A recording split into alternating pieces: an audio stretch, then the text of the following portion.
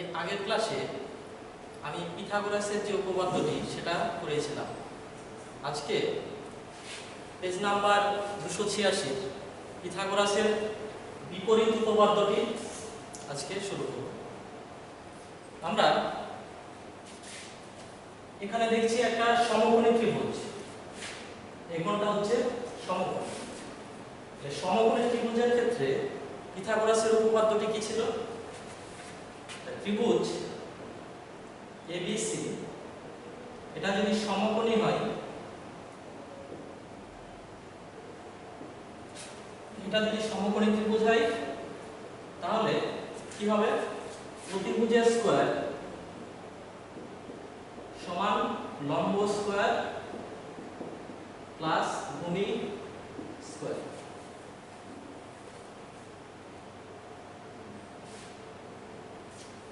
যদি সমকোণী ত্রিভুজ হয় তাহলে এটা হবে, এটা ছিল পিথাগোরাসের উপপাদ্য। তাহলে প্রতিভুজটা এখানে কত? প্রতিভুজটা হচ্ছে AB, তার মানে AB স্কয়ার সমান লম্বটা কত? AC, AC স্কয়ার প্লাস ভূমিটা হচ্ছে BC। তাহলে পিথাগোরাসের উপপাদ্য অনুযায়ী কোন ত্রিভুজ যদি সমকোণী হয় তাহলে কি হবে? একটা বাহু স্কয়ার সমান অপর দুই বাহুর স্কয়ারের সমষ্টি। তাহলে এটার বিপরীতটা কি হবে? যদি এটা হয় তাহলে এটা হবে, অর্থাৎ কোন বাহুর স্কয়ার যদি অপর দুই বাহুর স্কয়ারের যোগফলের সমান হয় তাহলে সেই ত্রিভুজটি সমকোণী ত্রিভুজ হবে। এটাই হচ্ছে পিথাগোরাসের উপপাদ্যের বিপরীত উপপাদ্য। তাহলে আমরা পিথাগোরাসের উপপাদ্য অনুযায়ী জেনেছিলাম যে সমকোণী ত্রিভুজ হলে এটা হবে। এবার উল্টো ভাবে যদি বলি, এটা যদি হয় তাহলে ত্রিভুজটা সমকোণী হবে, অর্থাৎ উল্টো দিক থেকে দেখলে এটা হচ্ছে পিথাগোরাসের বিপরীত উপপাদ্য। অর্থাৎ কোন ত্রিভুজের কোন বাহুর বর্গটা অপর দুই বাহুর বর্গের সমষ্টি হলে সেই ত্রিভুজটা সমকোণী। এটাই দেখাতে হবে এই উপপাদ্যতে। তাহলে উপপাদ্যের বিবৃতিটা হচ্ছে যে কোনো ত্রিভুজের একটি বাহুর ওপর অঙ্কিত বর্গক্ষেত্রের ক্ষেত্রফল অপর দুই বাহুর ওপর অঙ্কিত বর্গক্ষেত্রদ্বয়ের ক্ষেত্রফলের সমষ্টির সমান হলে প্রথম বাহুর বিপরীত কোণটি সমকোণ হবে। অর্থাৎ কোন সমকোণ মানে ত্রিভুজটা সমকোণী হবে।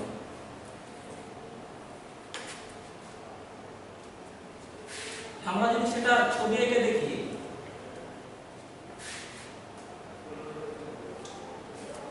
আমরা বললাম একটা ত্রিভুজ এখানে,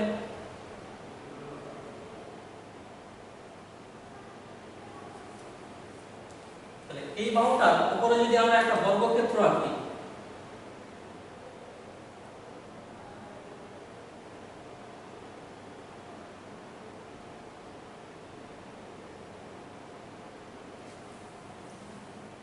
এই বর্গক্ষেত্র এই ত্রিভুজটার নাম দিলাম ABC।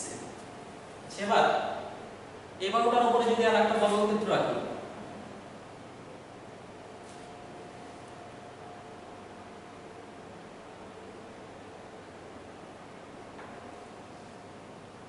এবার নিচের যে বাহুটা তার দৈর্ঘ্য নিয়ে আরেকটা বর্গক্ষেত্র আঁকি।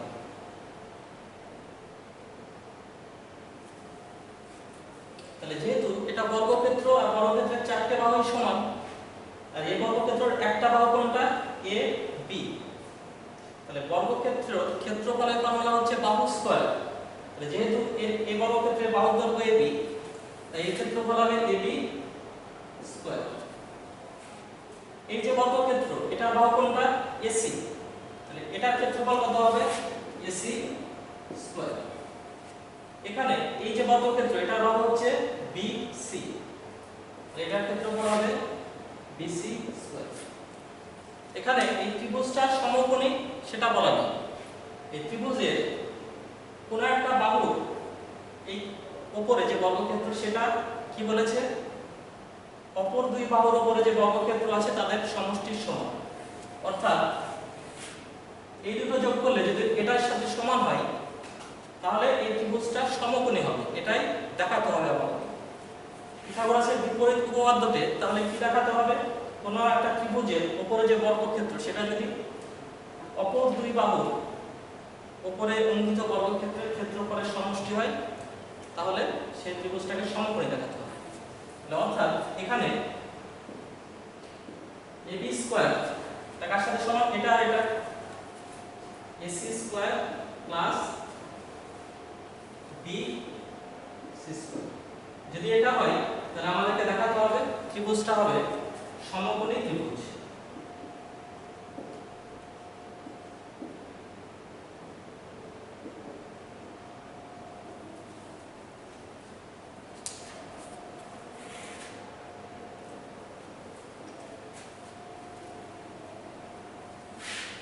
এবার উপপাদ্যটি প্রমাণ করব।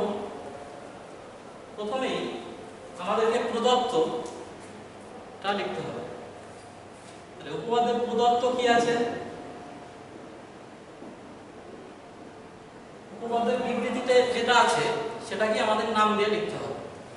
আমরা মনে করলাম এবিসি একটা ত্রিভুজ, মনে করি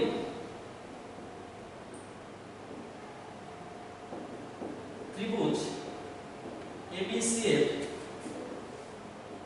ক্ষেত্রে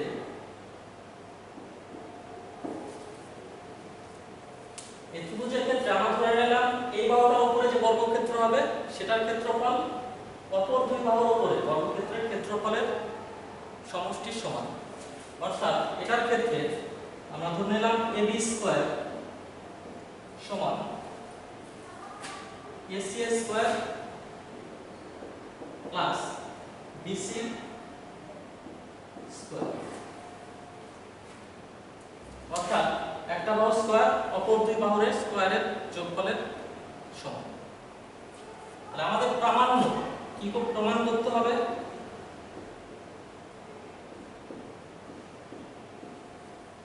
প্রথম বাহু যে বিপরীত কোণটা আছে সেটা সমকোণ। অর্থাৎ প্রথম বাহু কোণটা AB, তাহলে AB এর স্কয়ার এই দুটোর সাথে সমান। তাহলে AB এর যে বিপরীত বাহু এটা বিপরীত কোণ হচ্ছে এটা, এই বাহুটার বিপরীত কোণ ACB।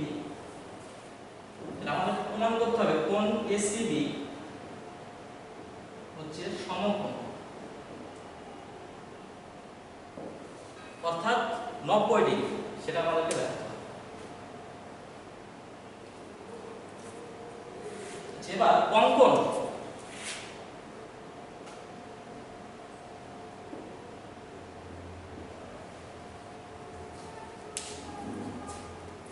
এই ত্রিভুজটা সমকোণ সেটা কিন্তু বলা নেই, আমাদেরকে সেটা দেখাতে হবে। এবার এই ত্রিভুজের এই BC বাহু সমান করে আমরা একটা সরলরেখাংশ আঁকব।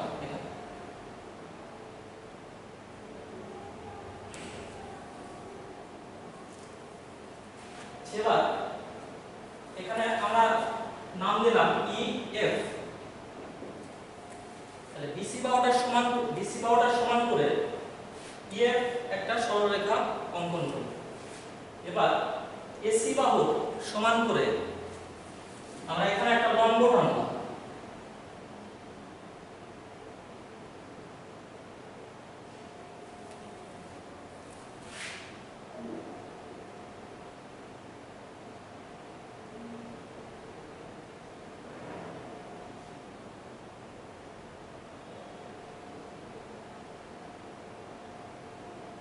লম্বটার নাম দিলাম DF।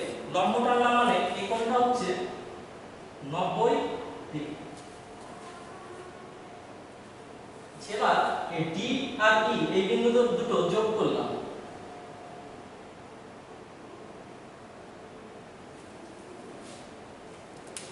তাহলে অঙ্কনটা কিভাবে করলাম, এই BC বাহু সমান করে FE একটা সরলরেখা টানলাম। এবার এই সরলরেখার এর বিন্দুতে AC এর সমান করে একটা লম্ব টানলাম। এবার লম্বের যে প্রান্ত বিন্দু আছে D এর সঙ্গে এটাকে যুক্ত করলাম, সেটা লিখছি। তাহলে BC এর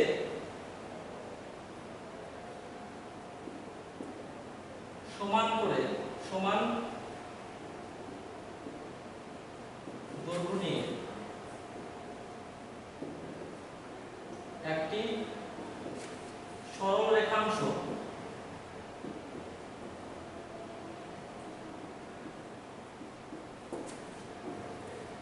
EF অঙ্কন করা হলো।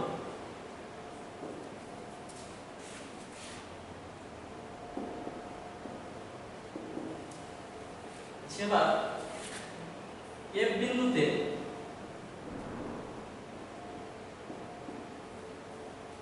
এই বিন্দুটাই AC বাহু সমান করে একটা লম্ব DF অঙ্কন করেছে। AC বাহু সমান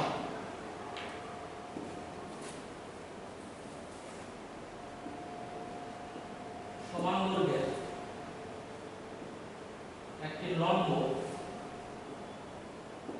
DF অঙ্কন করা হলো।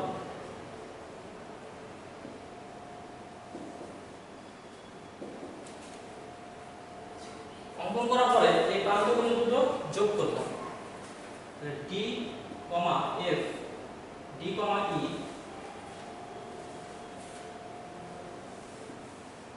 যুক্ত করা। আমাদের অঙ্কনটা কমপ্লিট করলাম। এবার প্রমাণ।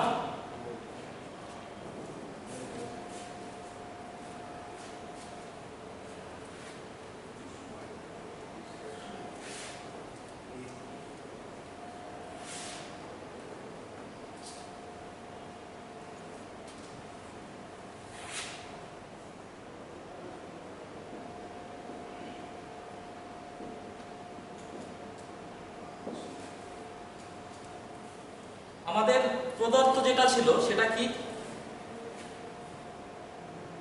AB স্কয়ার সমান AC square plus BC square. এটা দেয়াই ছিল, আমাদের প্রমাণ করতে হবে ACB টা এটা এক সমান। তাহলে এটা সমান, এখানে AC এর সমান দৈর্ঘ্য নিয়ে DF টেনেছি, তাহলে AC আর DF এই বাহু দুটো সমান, তাহলে এটার সাথে এই বাহুটা সমান। তাহলে AC এর জায়গায় আমরা DF বসাতে পারি, তাহলে DF স্কয়ার প্লাস BC টাকার সঙ্গে সমান, আমরা BC এর সমান দৈর্ঘ্য নিয়ে EF FE এটা অঙ্কন করেছি, তাহলে এই বাহুটার সঙ্গে এই বাহুটা সমান। তাহলে এখানে BC এর জায়গায় আমরা বসাচ্ছি FE তার স্কয়ার সমান। এই ত্রিভুজটা কিন্তু সমকোণী ত্রিভুজ, এটা যদি লম্ব হয় এটা যদি ভূমি হয়, তাহলে লম্বের স্কয়ার প্লাস ভূমির স্কয়ার কি হয়, এই বাহুটার স্কয়ার হবে অতিভুজের স্কয়ার। তাহলে অর্থাৎ যেহেতু এই ত্রিভুজটা সমকোণী ত্রিভুজ, অতএব DF তার হোল স্কয়ার প্লাস FE এটা whole square equal to DA whole square. এটা পিথাগোরাসের সূত্র অনুযায়ী, তাহলে ইকুয়াল টু DE তার হোল স্কয়ার।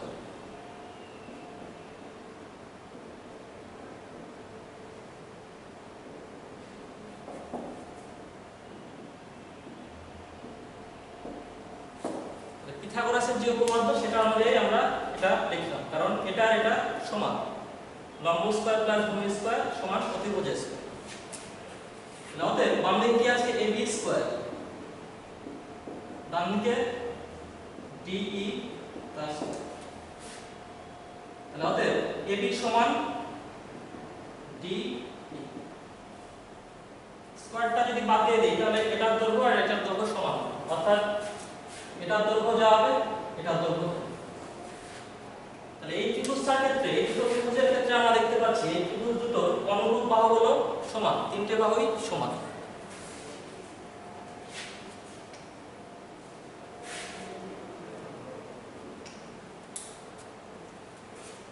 অতএব ত্রিভুজ এবিসি ও ত্রিভুজ ডিইএফ এটা থেকে পাই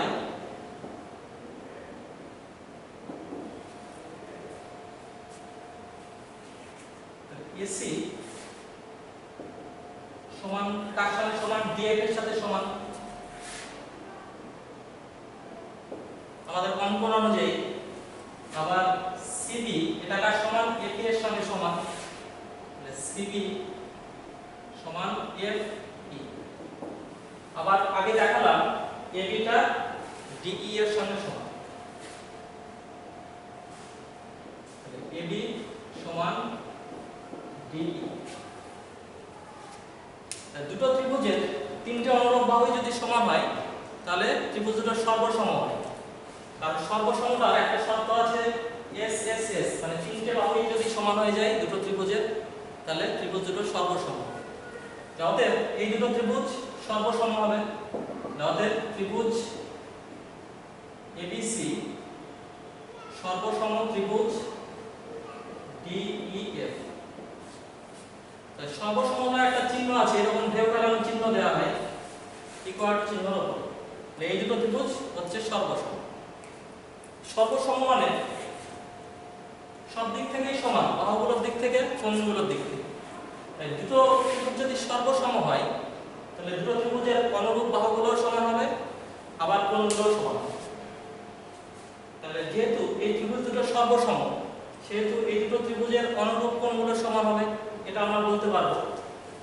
এই ত্রিভুজের এই কোণটার অনুরূপ কোণ কোনটা? এই কোণ। এই দুটো কোণ সমান হবে। আর আমাদের অঙ্কন অনুযায়ী এটাকে লম্ব যেহেতু টেনেছি, লম্ব টেনেছি মানে এই কোণটা হচ্ছে 90 ডিগ্রি এবং এটার সাথে এটা সমান, তার মানে এই কোণটাও 90 ডিগ্রি। অতএব কোণ এই কোণটা এসিবি সমান কার সাথে সমান হবে? এই কোণের সঙ্গে সমান হবে ডিইএফ। ডিএফ এই কোণটার নাম হচ্ছে ডিএফই। এটা যেহেতু এটা 90 ডিগ্রি, তার মানে এটা 90 ডিগ্রি হবে। অতএব কোণ এসিবি সমান 90 ডিগ্রি। অর্থাৎ